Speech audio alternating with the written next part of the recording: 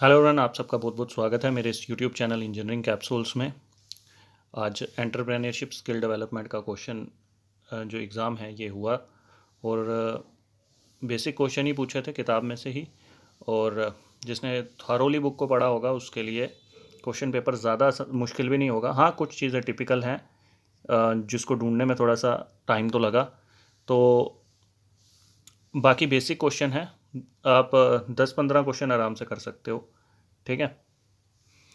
इससे पहले मैं एक इन्फॉर्मेशन देना चाहता हूँ कि हमारे जो ग्रुप्स हैं 4th और 6th सेमेस्टर के, ये बहुत जल्दी स्टार्ट होने वाले हैं। जो भी बच्चे इंटरेस्टेड हैं वो स्क्रीन पे दिए हुए नंबर पे कॉल करके इन्फॉर्मेशन ले सकते हैं और अपनी रजिस्ट्रेशन करवा सकते हैं।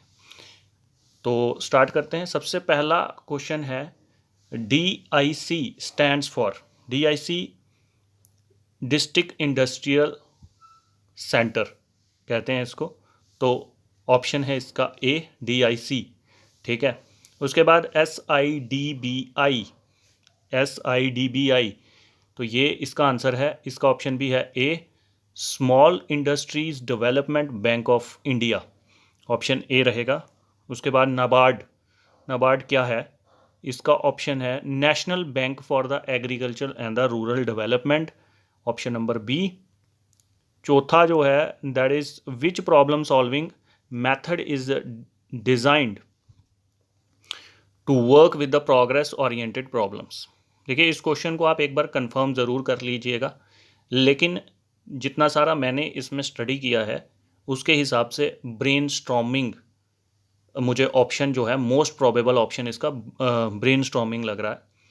ठीक है। फिर भी अगर, क्योंकि मेरे पास बुक नहीं है, मैंने इसको अपने हिसाब से इंटरनेट पे चेक किया है।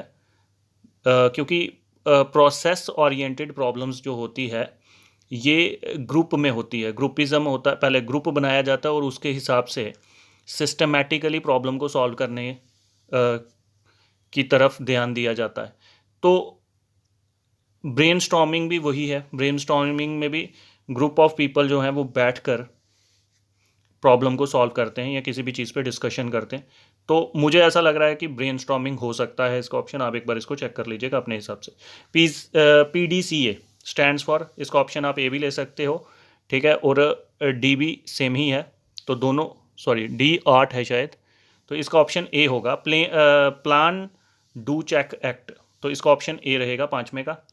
The basic steps in solving problems, जो बेसिक स्टेप हम प्रॉब्लम सॉल्विंग में करते हैं, छवें का, इसका ऑप्शन रहेगा D, that is all of the rest. सातवां क्वेश्चन है, Richard Lazarus, a condition of feeling experienced when a person perceives that demands exceeds the personal and the social resources, the individual is able to mobilize stress, motivation, task या none of the rest. सातवें question का है A, that is stress. Work smarter to enhance the productivity, इसको क्या कहा जाता है? That is a time management. ठीक है। तो आठवें का आंसर होना चाहिए A. Which of the following is a need that motivate human behaviour as per the achievement motivation theory. Ninth का ऑप्शन है ऑल, पावर, एफिलिएशन और अचीवमेंट, तीनों ही आता है, तो इसका ऑप्शन है all of the above. 10th question है, which are the basic the functions of the management, सभी। 10वें का है प्लानिंग, ऑर्गेनाइजिंग, कंट्रोलिंग, तीनों ही आते हैं, ऑल ऑफ दिस। 11वां है, it is the art of getting the things done through others which you want them to do because they want to do it, तो इसका आंसर है मैनेजमेंट, यानी option A. Cause and the effect diagram is used for, cause और effect diagram किसके लिए इस्तेमाल की जाती है? तो इसका ऑप्शन होना चाहिए प्रॉब्लम सॉल्विंग। ठीक है, ए। KVIC 12th क्वेश्चन, KVIC किसके लिए स्टैंड करता है? तो इसका आंसर है khadi and the village industries commission. ठीक है, ऑप्शन नंबर ए। उसके बाद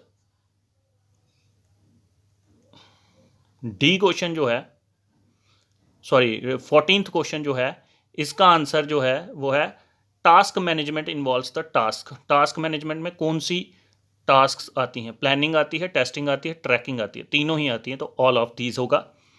15th क्वेश्चन जो है, these are the different problem solving approaches. तो ये बी आंसर जो है 15th का ऑल ऑफ दीज है। एनालिटिकल प्रॉब्लम सॉल्विंग भी आता है, लॉजिकल प्रॉब्लम सॉल्विंग भी आता है, रैशनल प्रॉब्लम सॉल्विंग भी आता है, ठीक है। तो इसका आंसर जो है वो ऑल ऑफ दीज है। 16th question, what is the 5 step problem solving approach. 16th question में इसमें डिफाइन, मेजर और इम्प्रूव एंड कंट्रोल ये सभी आता है, तो ऑल ऑफ दीज ही आएगा 16th का भी, ठीक है। अब बात करते हैं 17th क्वेश्चन की। This is a collection of the belief about one self. 17th question का है B, self concept, collection of belief about one self, अपने बारे में कलेक्शन, जो भी बिलीफ जो है, विश्वास है बनाया हुआ है, that is one self concept. 18वां क्वेश्चन जो है, 17वें का ऑप्शन होगा B, it refers to which self knowledge is defined as applicable to one's attitude. तो इसके मेरे अकॉर्डिंग ये इसका आंसर है सेल्फ अवेयरनेस, ठीक है, अपनी बारे में अवेयर होना। Self knowledge is defined as applicable to one's attitude, फिर भी आप इसको एक बार श्योर कर लीजिए, चेक कर लीजिएगा, सेल्फ अवेयरनेस होना चाहिए इसका option number A. Group of the individuals working together to achieve their goal, इसका आंसर है टीम। एक टीम जो है वो बैठकर, ग्रुप ऑफ इंडिविजुअल्स बोल रहे हैं तो टीम होगी। 19th का ऑप्शन है ए।